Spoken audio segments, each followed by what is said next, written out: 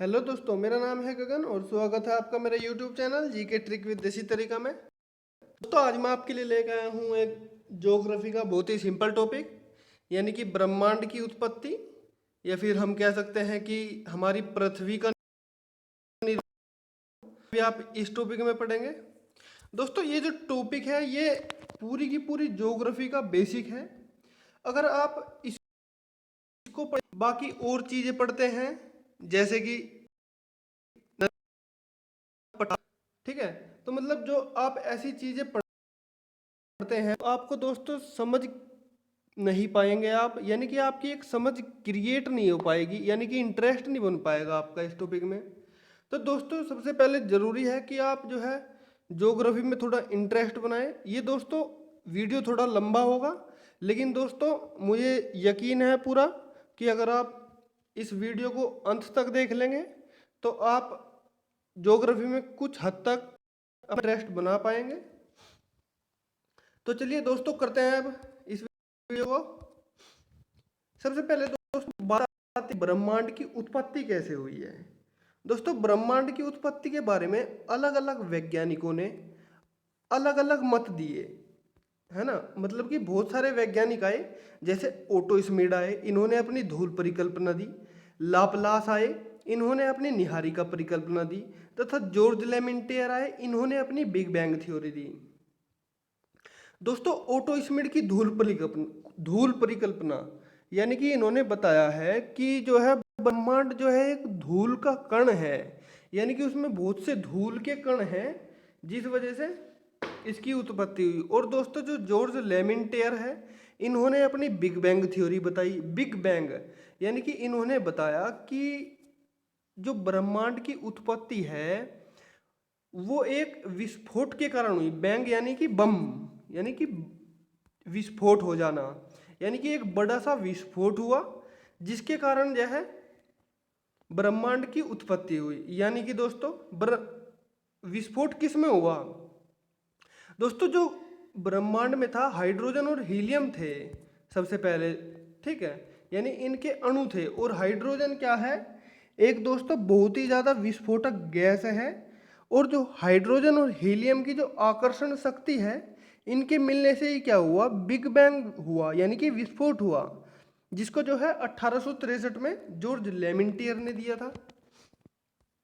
दोस्तों, उसके बाद देखते हैं कि ये देखिए, जैसे ही पृथ्वी का निर्माण हुआ तो पृथ्वी ऐसी गोल नहीं थी स्टार्टिंग में। यानी कि दोस्तों जो देखते हैं ये जो पृथ्वी है हमारी, स्टार्टिंग में ये बहुत गर्म थी। मतलब कि जो कण हुए ब्रह्मांड के, जैसे ही विस्फोट हुआ तो अलग अलग कण फैल गए। तो जैसे ही कण फैले तो जो हमारी पृथ्वी थी ये स्टार्टिंग में क्या हुआ, इसमें एक ये जो बीच वाला भाग दिख रहा है आपको, यानी कि जो अंदर का तापमान था वो 3000 डिग्री सेंटीग्रेड था, तथा पृथ्वी के जो बाहर का तापमान था वो 6000 डिग्री सेंटीग्रेड था। और लगभग 8 वर्ष के बाद जैसे पृथ्वी जो है थोड़ी ठंडी होती चली गई तो इसका कुछ भाग भूमि बन गया, यानी कि जमीन बन गया। यानी कि वो भाग केवल 29% था दोस्तों, ठीक है। और कुछ भाग जो है जल बन गया, जो कि 71% जल वाला भाग था, उसको पैंथलासा नाम दिया गया। तथा दोस्तों जो मिट्टी वाला भाग था, यानी कि 29%, दोस्तों उसको पेंजिया नाम दिया गया। और पेंजिया से ही महाद्वीप, यानी कि जिसको हम कॉन्टिनेंट बोलते हैं, 7 महाद्वीप हैं, ठीक है, उनका निर्माण हुआ। तथा पैंथलासा वाला भाग है, इससे ही महासागर यानी कि ओशियन का निर्माण हुआ। और दोस्तों लगभग 2 करोड़ वर्षों बाद जैसे ही पृथ्वी और ठंडी हुई तो इसका कुछ भाग ऐसा बन गया और कुछ भाग ऐसा पृथ्वी का, यानी कि जो भूमि वाला भाग था वो कुछ इस तरह, यानी कि उठा हो गया, जैसे पर्वत पहाड़ का निर्माण हो गया।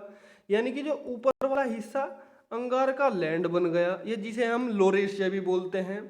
तथा दोस्तों जो नीचे वाला भाग था उसको गोंडवाना लैंड बोला गया। और जो हमारा जल वाला भाग था उसको जो है टेथिस सागर बोला गया। तो दोस्तों इसके बारे में थोड़ा देखते हैं। ये देखिए दोस्तों, ये है जो बीच में से लाइन जा रही है 0 डिग्री, इसको दोस्तों इक्वेटर बोलते हैं, विषुवत रेखा भी बोलते हैं, तब रेखा भी बोलते हैं। दोस्तों ये जो ऊपर वाला हिस्सा है ये अंगारका लैंड हो गया, और ये जो वाला हिस्सा है इसको हम गोंडवाना लैंड बोलते हैं। और दोस्तों जो बीच में बचा था उसको बोलते हैं टेथिस सागर, और जो 71% भाग पे था उसको बोलते हैं पैंथलासा ओशियन, है ना। तो दोस्तों आगे चलते हैं थोड़ा। ये देखिए ये टेथिस सागर हो गया, ये इक्वेटर हो गई यानी कि 0 डिग्री अक्षांश रेखा भी बोलते हैं इसको, यानी कि 0 डिग्री लॉन्गिट्यूडनल लाइन, इसको बोलते हैं लोरेशिया तथा गोंडवाना लैंड, है ना। देखो दोस्तों इसकी जो वीडियो की पीडीएफ है आपको डिस्क्रिप्शन बॉक्स में प्रोवाइड वो करवा दी जाएगी, तो इसीलिए आपको नोट्स वगैरह बनाने की कोई ज़रूरत नहीं है, बट फिर भी अगर आप चाहे अपने अलग से नोट्स बना सकते हैं। देखिए दोस्तों ब्रह्मांड की उत्पत्ति के बारे में बिल्कुल से जो मैंने बताया सेम टू सेम लिखा उत्पत्ति के बारे में, ओटो स्मिड वगैरह, यानी कि 15 अरब वर्ष पहले हाइड्रोजन और हीलियम के विस्फोट हुआ, ठीक है, जिस कारण से क्या हुआ, पृथ्वी का निर्माण हुआ। उस समय पृथ्वी का तापमान उसका 6000 डिग्री सेंटीग्रेड था, और लगभग 8 अरब वर्ष भूमि वाला हिस्सा था उसको 29% था, जिसको पेंजिया नाम दिया गया, तथा 71% पैंथलासा यानी कि जल था उस पर। भूमि वाले महाद्वीप का निर्माण हुआ, और पैंथलासा से 5 महासागर बने। लगभग 2 अरब वर्ष बाद जब पृथ्वी और ठंडी हुई तो पृथ्वी 2 भागों में टूट गई, जिसको अंगारका लैंड तथा गोंडवाना लैंड कहा गया दोस्तों। और बीच में जो भाग था उसको क्या हमने टेथिस सागर नाम दिया था दोस्तों। अब आती है ब्रह्मांड में, आपने सुना होगा कि ब्रह्मांड में क्या है, गैलेक्सियां हैं बहुत सारी, ठीक है। और मैंने आपको पिछली एक वीडियो में बताया था कि गैलेक्सी क्या होती है दोस्तों। गैलेक्सी जो होती है किसी भी सेंटर के चारों ओर चक्कर लगाते हुए तारों का समूह, यानी कि group of stars revolves around a point, ठीक है, और ए सेंटर, तो उसको दोस्तों क्या बोलते हैं, गैलेक्सी बोलते हैं। और हमारे ब्रह्मांड में 100 अरब तारे तथा 100 अरब गैलेक्सियां हैं लगभग, ठीक है दोस्तों। और हमने आपको बताया था कि हमारे ये जिस गैलेक्सी में स्थित है उसको मिल्की वे बोलते हैं, यानी कि आकाश गंगा या फिर मंदाकिनी भी बोलते हैं दोस्तों। दोस्तों आपने अगर रात के टाइम देखा होगा कभी, जिसको हम भूतों का रास्ता या फिर भूतों की लाइन भी बोलते हैं, अगर आप गर्मियों के दिनों में अगर ऊपर छत पे लेटते हो तो आपने देखा होगा कि एक उत्तर से दक्षिण दिशा में, यानी कि नॉर्थ टू साउथ डायरेक्शन में क्या होता है, एक दिखाई देती है सफ़ेद सफ़ेद कलर की, धुंधले धुंधले कलर की, उसको ही बोलते हैं दोस्तों मिल्की वे या फिर मंदाकिनी। दोस्तों जो सूर्य है लगभग 25 साल में इस गैलेक्सी का एक चक्कर पूरा करता है, जिसको क्या बोलते हैं, ब्रह्मांड वर्ष बोलते हैं, ठीक है दोस्तों। और दोस्तों क्या है कि आकाश गंगा के सबसे नजदीक स्थित गैलेक्सी कौन सी है अगर आपसे पूछ लिया जाए तो दोस्तों उसका नाम है एंड्रोमेडा। दोस्तों एक बात और बताना चाहूँगा आपको, अगर आप इंग्लिश मीडियम से हैं तो दोस्तों इसमें ज्योग्राफी में जो टर्म्स है वो इंग्लिश और हिंदी में दोनों में सेम है। अगर आप इंग्लिश में थोड़ा समझने की कोशिश करोगे तो आपको हो सकता है कि ज्योग्राफी थोड़ी हार्ड लगे, तो दोस्तों मैं कोशिश करूँगा कि जो टर्म्स हैं हिंदी और इंग्लिश वाले दोनों को मैं एक्सप्लेन करूँ अच्छे से, ठीक है दोस्तों। दोस्तों आपसे पूछ लिया जाएगा कि आकाश गंगा के सबसे नजदीक स्थित गैलेक्सी कौन सी है, उसका नाम है एंड्रोमेडा। बट लेकिन अगर आपसे पूछ लिया जाए कि सबसे चमकीले तारों का समूह कौन सा है तो दोस्तों उसका नाम है ओरियन नेबुला, ठीक है दोस्तों। अगर आपसे पूछे कि सूर्य नीला तारा कौन सा है तो दोस्तों आप बताएंगे साइरा के नाम से भी जानते हैं जिसको। दोस्तों एक पूछ लिया जाता है आपसे कि मतलब अगर पिंड की बात करें, है ना, कि सबसे बड़ा पिंड क्या है, तो दोस्तों पहले नंबर पर सबसे बड़ा पिंड जो है सन है, यानी कि तारा, यानी कि चमकने वाला पिंड की बात करें, तारे की बात नहीं हो रही है यहाँ, चमकीले पिंड की। दूसरे नंबर पे चंद्रमा और तीसरे नंबर पर दोस्तों शुक्र ग्रह है यानी कि वीनस। दोस्तों ये शुक्र ग्रह है, इसको भोर का तारा भी बोला जाता है या फिर सांझ का तारा भी बोला जाता है, जो दोस्तों सुबह को निकलता है पूर्व डायरेक्शन में यानी कि ईस्ट डायरेक्शन में सुबह के 5 बजे, और शाम को आपको पश्चिम दिशा में मिलेगा यानी कि वेस्ट डायरेक्शन में। सूर्य के नजदीक सबसे नजदीक तारा कौन सा है दोस्तों? उसका नाम है प्रोक्सिमा सेंचुरी। दोस्तों आपको बता दूं, जो एक प्रकाश वर्ष होता है उसमें कितने होते हैं? 9.46 गुणा 10 की घात 12 किलोमीटर होते हैं। और दोस्तों प्रकाश वर्ष होता क्या है? प्रकाश के द्वारा एक साल में जितनी दूरी कवर होती है यानी कि चली जाती है उसको दोस्तों बोलते हैं प्रकाश वर्ष। दोस्तों क्या किया था? 1609 ईस्वी में गैलीलियो ने ही रात में तारों का अध्ययन किया था। ठीक है। और तारों में क्या होता है? अब तारा दोस्तों आपको चमकता है, लेकिन वो चमकता किसी ना किसी वजह से तो होगा ना।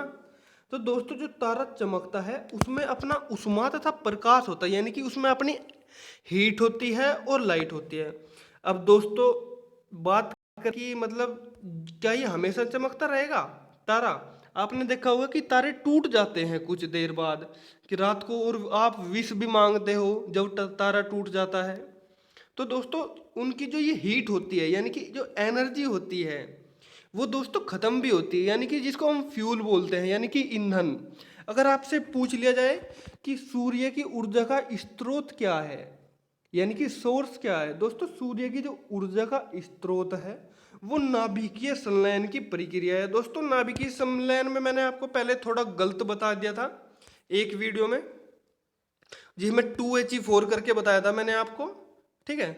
तो दोस्तों जिसको हम फ्यूजन बोलते हैं, फ्यूजन होता है दोस्तों, या फिर नाभिकीय संलयन भी बोलते हैं इसके, यानी कि हाइड्रोजन के जब 4 नाभिक मिलकर हीलियम के एक नाभिक का निर्माण करते हैं तो दोस्तों इसे बोलते हैं नाभिकीय संलयन। ठीक है दोस्तों।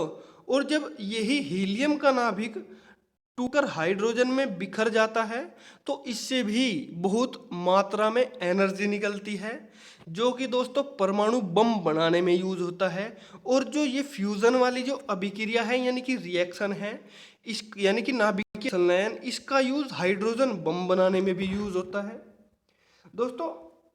अब आती है इसके ईंधन की बात यानी कि फ्यूल की बात। तारों का जो फ्यूल होता है वो हाइड्रोजन होता है। अब दोस्तों जैसे पेट्रोल डलवाते हैं हम बाइक वगैरह में, तो दोस्तों कभी ना कभी तो वो ख़त्म हो ही जाता है जैसे जैसे हम यूज़ करते जाएंगे। तो दोस्तों ईंधन जो है कभी ना कभी ख़त्म हो जाता है।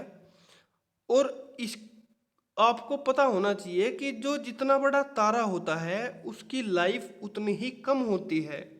यानी कि अगर बड़ा तारा होगा यानी कि उसका साइज जो है ज़्यादा होगा तो उसकी लाइफ क्या होगी? कम होगी। यानी कि जो साइज यानी कि जो आकार होता है वो इन्वर्सली प्रोपोर्शनल होता है लाइफ के, यानी कि आकार जो है उसकी जीवन अवधि के व्युत्क्रमानुपाती होता है। ठीक है। और दोस्तों जो तारे की प्रारंभिक अवस्था होती है यानी कि जो इनिशियल स्टेट में होता है तारा, तो दोस्तों उसका जो कलर होता है वो ब्लू कलर होता है। जैसे आपने देखा होगा गैस वगैरह में घर में जो चूल्हे जलते हैं उसमें दोस्तों जो बीच में जो ब्लू कलर की जो लाइट होती है यानी कि वो ज़्यादा होती है, यानी कि उसमें प्रबल होता है। मतलब गैस जो है एकदम हाई हाई स्पीड की होती है यानी कि उसकी जो लो होती है वो ज़्यादा होती है। और देखा होगा आपने कि जो चूल्हा वगैरह होता है गांव में यूज़ करते हैं उसकी रेड रेड यानी कि येलो कलर की थोड़ी लाइट सी होती है यानी कि वो कम होती है। ठीक है। तो दोस्तों जब तारे का जो टेम्परेचर होता है यानी कि जब तारा की अवधि यानी कि उसकी जो लाइफ बीतती जाती है यानी कि गुजरती जाती है लाइफ, तो दोस्तों उसका टेम्परेचर जो है कम होना स्टार्ट हो जाता है। और ब्लू तारा जो है यानी कि ब्लू स्टार जो है वाइट तारे में कन्वर्ट हो जाता है। और जब दोस्तों उसका टेम्परेचर यानी कि उसकी एनर्जी और अधिक खत्म हो जाएगी तो दोस्तों वो येलो हो जाएगा, और येलो के बाद फिर वो रेड तारा हो जाएगा। और जब दोस्तों तारा रेड हो जाता है तो उसको बोलते हैं रेड जायंट तारा। और जो रेड रेड जायंट तारा होता है, इसकी एक खासियत होती है, यानी कि इसकी जो सतह होती है बाहर की तरफ फैलती जाती है, और इसमें क्या होता है, एक विस्फोट होता है जिसको क्या बोलते हैं, सुपरनोवा विस्फोट बोलते हैं। और जब इसका द्रव्यमान सूर्य के 1.44 गुने से अधिक होता है तब उसको न्यूट्रॉन तारा बोलते हैं। यानी कि जब इसका जो मास होता है 1.44 गुने से ज़्यादा हो जाता है तो उसे बोलते हैं न्यूट्रॉन तारा। और जब 1.44 गुने से कम होता है तो उसको बोलते हैं व्हाइट ड्वार्फ तारा। दोस्तों जो ये व्हाइट ड्वार्फ तारा होता है ये एक ठंडा तारा होता है, इसलिए इसको हम ब्लैक ड्वार्फ भी बोलते हैं। और जब इसका द्रव्यमान दोस्तों 1.44 गुने की लिमिट को क्रॉस कर जाता है तो इसको बोलते हैं पल्सर या फिर न्यूट्रॉन। दोस्तों जो न्यूट्रॉन तारा होता है ये हमेशा सिकुड़ता जाता है, और इसका जो द्रव्यमान होता है तथा जो इसका घनत्व होता है यानी कि डेंसिटी होती है वो एक पॉइंट पर आकर सिमट जाती है, और ये कैसा हो जाता है, असीमित घनत्व वाला तारा हो जाता है। ठीक है दोस्तों, और इसकी गुरुत्वाकर्षण शक्ति इतनी बढ़ जाती है, यानी कि ग्रेविटेशनल पावर जो होती है यानी कि एनर्जी इतनी बढ़ जाती है कि उसमें से प्रकाश जो है पलायन भी नहीं कर पाता, यानी कि पलायन यानी कि एस्केप नहीं कर पाता। दोस्तों एस्केप बोलते हैं पलायन को, और एक होता है पलायन वेग। दोस्तों पलायन वेग जो होता है वो वेग होता है जिसे पाकर कोई वस्तु या फिर पिंड या फिर जिसको ऑब्जेक्ट बोलते हैं वो पृथ्वी के गुरुत्वाकर्षण क्षेत्र से बाहर चला जाता है। और दोस्तों एस्केप वेलोसिटी की वैल्यू होती है 11.2 किलोमीटर प्रति सेकंड। यदि इस स्पीड से किसी ऑब्जेक्ट को या फिर पिंड को फेंका जाता है तो दोस्तों वो पृथ्वी के गुरुत्वाकर्षण क्षेत्र से बाहर हो चला जाएगा। ठीक है दोस्तों, जब उसमें से प्रकाश भी एस्केप नहीं कर पाता तो उसको बोलते हैं दोस्तों ब्लैक होल। ठीक है, या फिर जिसको कृष्ण पिंड भी बोलते हैं। ठीक है दोस्तों, आपने देखा होगा जो तवा होता है रोटी बनाने वाला उसको भी क्या बोलते हैं, कृष्णिका बोलते हैं। दोस्तों एक चीज और बता दूं आपको कि जो पृथ्वी है और जो सूर्य है इसकी जो दूरी है वो लगभग, ये देखिएगा, इसकी जो लगभग 15.62 करोड़ किलोमीटर है। ठीक है दोस्तों, और दोस्तों ये जो दूरी है ये एक व्यक्ति था यानी कि ब्रह्मगुप्त नाम का, जो कि राजस्थान और भीममाल की जगह में रहता था। उसने 600 ईसा पूर्व ही इस दूरी को बता दिया था। लेकिन दोस्तों आपने अगर हनुमान चालीसा पढ़ी हो तो उसमें जिक्र आता है कि युग सहस्त्र योजन पर भानु लिल्यो ताहि मधुर फल जानू। तो दोस्तों जो कि तुलसीदास जी ने लिखी थी। तो दोस्तों जो युग होता है वो 1200 का एक युग होता है, सहस्त्र यानी कि 1000। दोस्तों आपको बता दूं कि जो सहस्त्र होता है एक आपके जो 7 चक्रास होते हैं यानी कि चक्र बोलते हैं जिसको आदमी के अंदर जैसे शक्तिमान में होते थे। तो दोस्तों जो सर में जो चक्र होता है जिसमें लोटस खिलता है उसमें 1000 नाड़ियां होती है। ठीक है दोस्तों, तो उसी को बोलते हैं हजार, जिससे उसका नाम पड़ा है 7वें चक्र का सहस्त्रार चक्र। ठीक है, और दोस्तों जो योजन होता है उसको बोलते हैं 8 मील पर भानु। भानु यानी कि सूर्य है ना। तो दोस्तों और जो ये मिलकर बनता है 9.6 करोड़ मील। ठीक है दोस्तों, जो कि तुलसीदास जी ने 1680 में ही बता दिया था। तो दोस्तों कैसी लगी आपको ये वीडियो? अगर अच्छी लगी हो तो please like share and comment ज़रूर कीजिएगा, और हो सके तो वीडियो को ज़्यादा से ज़्यादा सब्सक्राइब कीजिएगा। मिलते हैं आपसे अगली वीडियो में नए जोश और नए टॉपिक के साथ में। Thank you.